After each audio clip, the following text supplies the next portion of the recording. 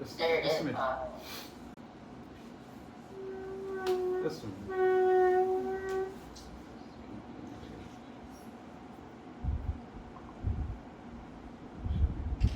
So, can you see my screen? yes, sir, we can see your desk now. Right. There we go. So, should I start? We can see your PowerPoint presentation, sir. Right away. Yeah. So, should I start? Yes, we can see the presentation. It's all about, it's all about IEM, Inborn Errors of Metabolism. Let me just straightforward going, since there's a time constant of 20 minutes, finish it off. So why does this matter? At the end of the day, IEM, Inborn Errors of Metabolism, let me tell you, at this point of time, they present at around, in a very younger age, predominantly, and then they go forward, and they can also present in the geriatric population as well. This is one of the very big hallmarks of this inborn errors of metabolism. Now you can see this is just in one word, in one sentence. If I complete, it is metabolism never fails politely. It's a problem with the enzyme. It can be a cofactor, it can be a structural configuration of the enzyme, it can be anything. So it's the problem with the enzyme in itself which will provide the essentials for the body. This is why the topic becomes very important. Let's talk about the clinical consequences. What happens usually these cohort of patients, they usually come with neurological consequences, neurological ailments. One of them being seizures. I've made a background of that just for presenting it properly. They usually come with seizures. They have GI problems. They have cardiac problems. They also do have muscular injury, and at the end of the day, they have a failure to thrive. This is the biggest part of it. So whatever I found out, it's from my 13 studies. I will delineate one by one at a certain point of time, and this is what it is. Time matters more than technology.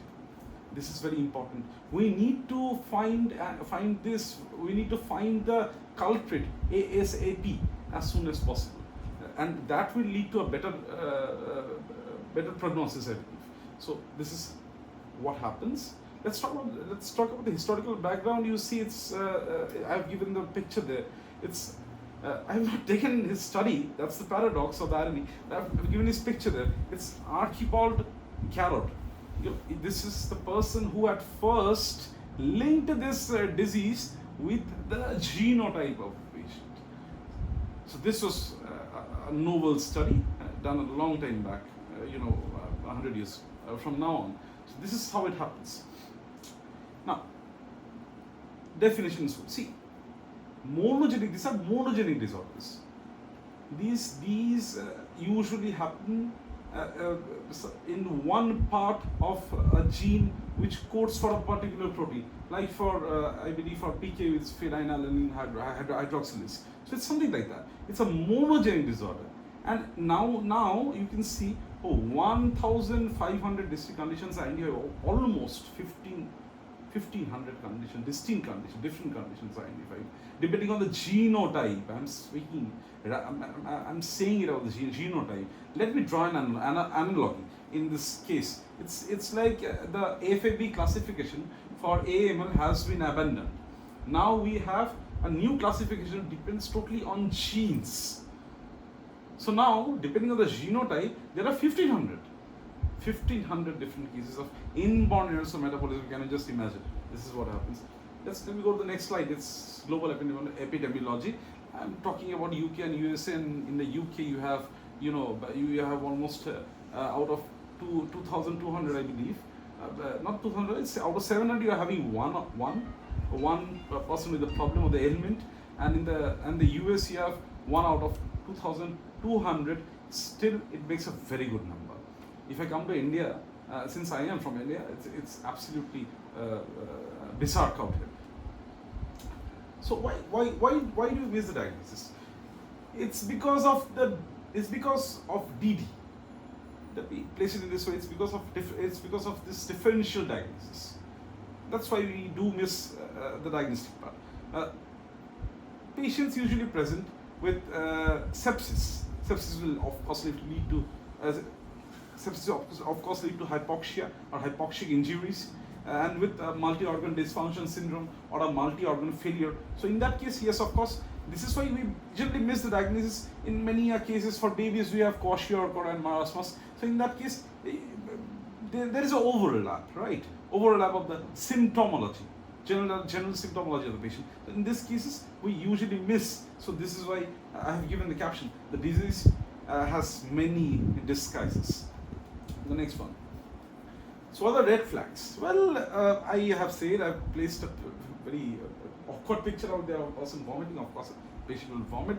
The patient will be extremely lethargic. Will have seizures. Will have metabolic acidosis. Of course, due to hyperammonemia, and also due to lactic acid accumulation. These are the red flags that are going to happen. You can see it from the slide itself. The next one. So where is the role of clinical pathology? So in this case, plasma amino acids are identified by amino.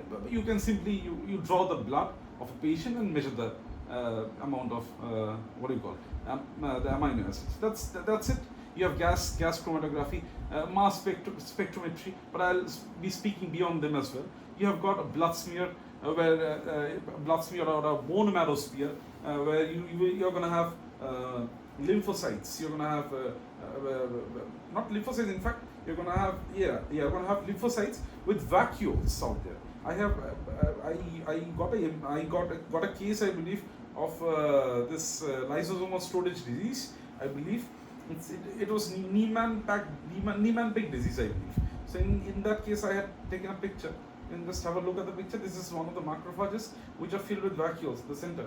I'm just pointing it out. This is the case. This is the one. This is the total macrophage, and there you can see that it's filled up with vacuoles. It's a very classical picture. I got it in I zoomed it, and I got it via digital pathology. It's a software out there, which was connected to my microscope. It was probably I believe it was Niemann-Pick, I believe. I don't remember exactly, but then I got the picture. Let's go for the next. So in case of neonatal screening, of course, mass spectrometry, they can screen very well, and the sensitivity is almost equivalent to 98%. Now, there is something about this mass spectrometry thing, tandem mass spectrometry. See, mass spectrometry, I don't know how many of you know the principles, but let me just say a bit about this. In one short example, I can tell you, it's like a box. Suppose you get an unidentified box. What you do is that once you get the box, you break the box. You break the box, find out the contents in it, and of course, if the box is locked, you have to take it in the. Forget about the box. Let me refine it slightly a bit more properly. You take a attaché. So there are locks out there. You break it, and after that you're going to get parts in it. You're going to get some equipments in it, and once you get those equipments, and once you measure them, and once you see them, you will understand that this is from this person. You'll get to know if that person is your acquaintance, or if you go for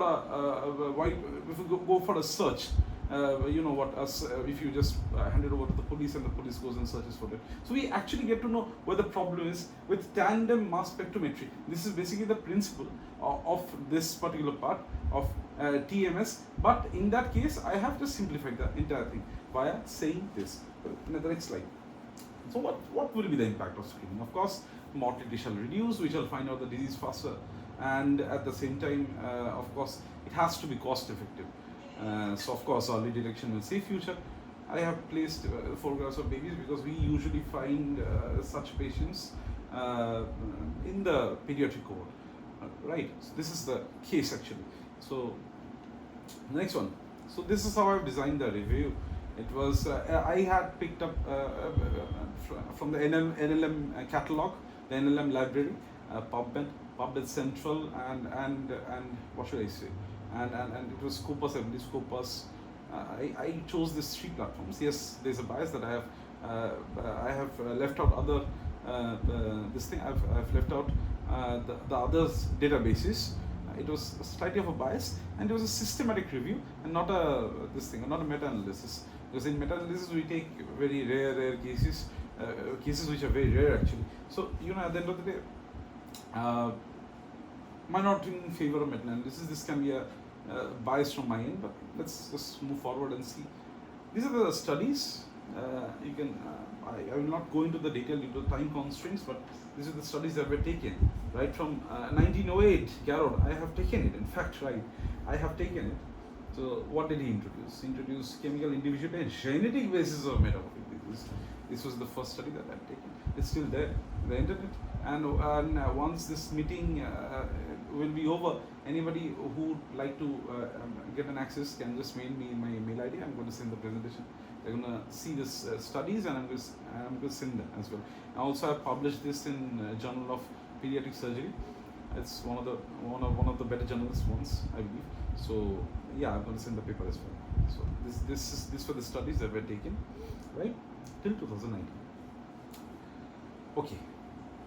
So this is one of the problems that I found out while I was going through the studies. Studies were heterogeneous. They were not same.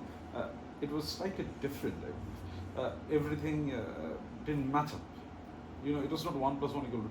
This was one problem due to wide variation in methodology and diagnostics. And then, of course, it depends on the demographics of the country as well. It depends on the genotype of a particular individual from a different country. Of course, we have Caucasians, we have Africans, not Africans, we have Asians. We have a diverse set of population. This is the problem, and this is why people generally, it is very difficult to come to a proper conclusion when it comes to epidemiology and things like that. So something of this sort. Epidemiology and what could be the final end point, because we doctors always try to go for a final end point to anything, to any damn thing. We try to do it. So when it comes to leukemia, yes, in the same time we try to go for precision diagnostics. That I'll talk about later on. For this IEM as well, we try a lot, but at the end of the day, this is the problem. This is where we get hindered.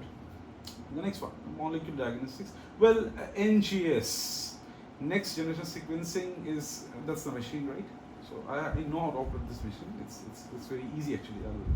I would if somebody mails me, I would give them a presentation. I have a video of mine. I can send it in Google Drive. Anyways, so this is not important. What is important is NGS will actually find out and actually will give you the lead. Or almost, it is very sensitive, very specific, and is going to give you the lead to the problem, to the exact gene which is causing all this hara and kiri. That is the part. So NGS is a very powerful tool, and in India it's very much available. I am from West Bengal, and in West Bengal also it's very much available, very much into the picture. Is next generation sequencing. That's one of the part. It can take up the whole exome. It usually takes up the whole exome, and then resolves the complex phenotypes and stuff like that. I've just put it in the slide, but NGS is a very good tool. It can be used, and it's quite affordable as well. Well, the next one. Yes, of course, it will require, I have written out here that it requires expert genomic interpretation. But let me tell you, I have not put it on this slide due to time constraints, but actually decrypting an NGS report is not that difficult. It is just not difficult. There are a set of genes you get to know, and once you get to know the set of genes, you have the targeted treatment for those. At least for cancers and also for IEM and also for all other metabolic complications, because time and tide waits for none, and time and tide changes. Right? So this is how it is. So yes, of course, multidisciplinary collaboration, of course, we need that. The Indian context, you can see it. Let me not talk about the first part, consanguinity. I will not talk about this. There's a reason for that. But then yes, there's a higher prevalence. It's because there is a section where there are marriages within the family as well. So let me not just talk about it. But then there's limited screening infrastructure. There's delayed diagnosis. This is a big problem. The third one is the bigger problem in the Indian context. It's delayed diagnosis. This is the one. Right. So, all right. The next one. Oh, right. So its mortality exceeds 50% in severe forms. Survivors often have permanent neuro. They will have, of course, permanent neuro deficits, and they might also have failure to thrive, and they might have many other problems. Let's not go into all those. Yes, of course. Let us not, God forbid, let's not talk about the end of this thing. It's quite obvious that if a person or a baby fails to thrive, or a person fails to thrive due to IEL, what can happen? Let's not talk about it. This is important, the therapeutic evolution.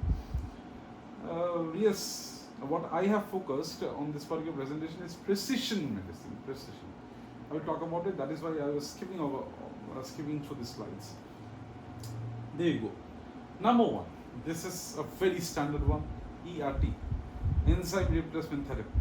Like for example, in Gaucher disease, we have glucocerebrosidase. We have that enzyme that is deficient. So we are going to put the enzyme anyway. You can see it. I've just given a photograph. But at the same time, there is a barrier to the cost. It's quite costly and stuff. And in my study or in my research, when I was going through, I found that it was quite effective in lysosomal storage disorders, in LSDs.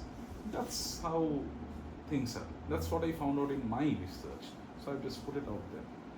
There can be a bias, but then I'll just put it out there. Substrate reduction therapy. Now this is pretty interesting. Let me once again take. Why do you use it? You use it in Gaucher type 1. You use it in Niemann-Pick C. We use it in late onset Tay-Sachs disease. And this is where, let me take the example of Gaucher once again. So there, what we were doing, we were providing the enzyme glucocerebrosidase. Here we have an enzyme which increases the toxic metabolites. So what we do is that we hinder that enzyme. We hinder that particular enzyme, which will increase the toxicities for any disease. Let me just generalize the entire one. We will hinder that particular enzyme. Like in this case, in ERT, we are gonna give the enzyme which is deficient due to genomic instabilities and stuff. In substrate reduction, the general fact being, we're gonna hinder that enzyme which gives rise to toxic metabolites. That's the part. That's the catch. And once we start doing that, we stop that particular enzyme which increases the toxic metabolites. We will have some percentage of the good enzyme, which are going to give us benefits. This is where SRT comes into play. I've given a cap out there. Less toxin means less trouble. I've given a caption. Well, next one. Chaperon. Now chaperon therapy. Now chaperon therapy, you should remember it by fold, hold, or disengage. That's it. Fold. What is this fold concept? Foldases. What does foldases do? This is of course artificially engineered. What foldases do? They fold the protein properly. If a protein is misfolded due to some genetic instability, they fold the protein properly. What about foldases? If a protein, or if of course enzyme is the smallest fragment of an enzyme is a protein. So in that case, in foldases, if the protein is misfolded, they're going to hold it. They're going to stop it. They're going to hinder it to misfold. So of course, it's not going to misbehave. And for disengage, that's the last part. That if everything has gone wrong, they're going to disengage and destroy that particular enzyme, which will be the main culprit. This is the chaperon concept. And that is why I've given Clean sure. Sometimes enzymes just need some support. Still, these treatments are very expensive. And that's the problem. Of course, now if I come to the main part, viral vector mediated gene delivery. These are the things which are into study now. They're into say phase 1 or phase 2 study problem. These are high-end parts. Say suppose in case of cancers you have CERT therapies. These are evolving with every passing day and with an extensive amount of research, right? So this will of course go for they are of course aiming for definitive curative options for patients with IEM apart from ERT or SRT. So this is one of the part, and of course this is still under investigation. Many studies have crossed, many studies or many portions have crossed as far as I remember. They have crossed phase 3 as well. They're just about to be placed in phase 4. But still at the end of the day, I must say that yes, these things are very costly. They're pretty costly. It's not that they're very easy. At the same time, when I say about detection, what is the next one? So diet and cofactor. Let me speak about detection.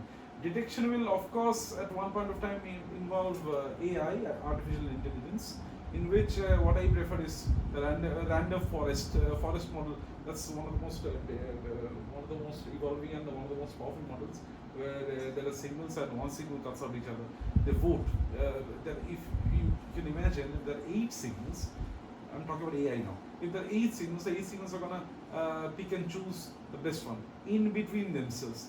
That is how it happens. That is how the entire thing is being programmed. So this is how it is, and of course it's going to add to precision medicine. The next slide, of course, dietary and cofactors are of course there for best results. That we'll have to either add on diet or to cut on diet.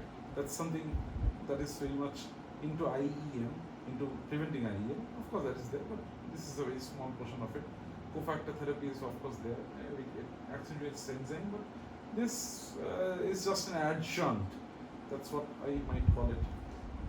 The next one is early diagnosis, of course. The strongest predictor of outcome.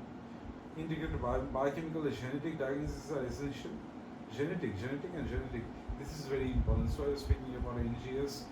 I didn't speak about spatial genomics today. But yes, we should go for future. We should go for this high-end genomic studies to identify the exact problem with the patient per se. So this is of paramount importance about the genes and all, because genes are ultimately, you see, in case of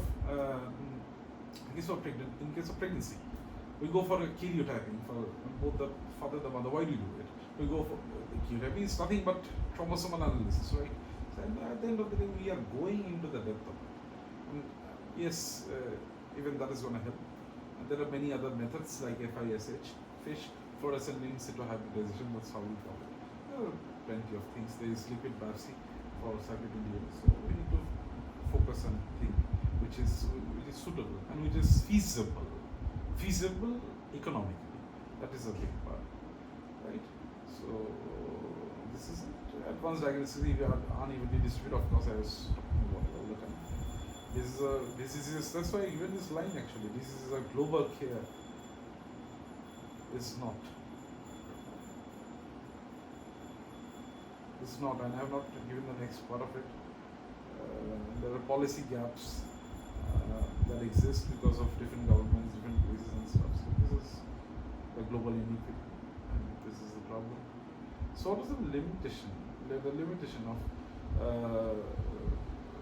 my study, it was of course heterogeneity. It has to be heterogeneous at the end of the day.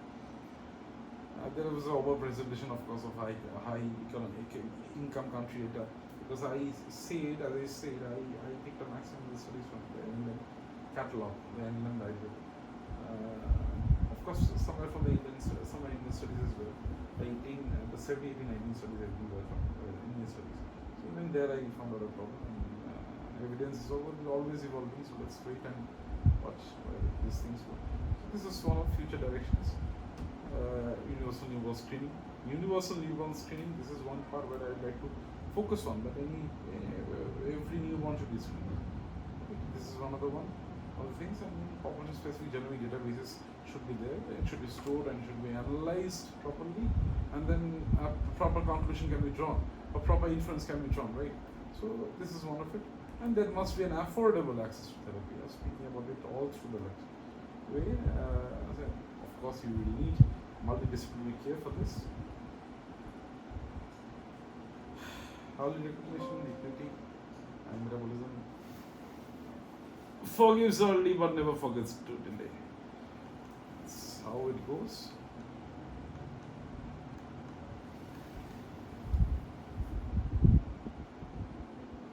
Okay, I believe did I reach to the end? Yeah, I did reach, and this is how this is me. Dr. Biswas, presently fellow, NHS-RCP, pretty okay. And I'm a clinical interventional pathologist. And yes, with pleasure. And I would like to thank Scientex conferences for giving me this opportunity. Thank you. Thank you, Dr. Biswas. Q&A, for your ma'am, excellent thank you so much. presentation. Q&A, please. Q&A, Yes, if needed. If anyone has questions for the speaker, please feel free to ask now or drop your questions in the chat box. Where is... Oh yeah, this is the one. Share. Stop sharing. Okay. So I'm back. Any questions? Please. Okay, happy to answer. And my battery is running out.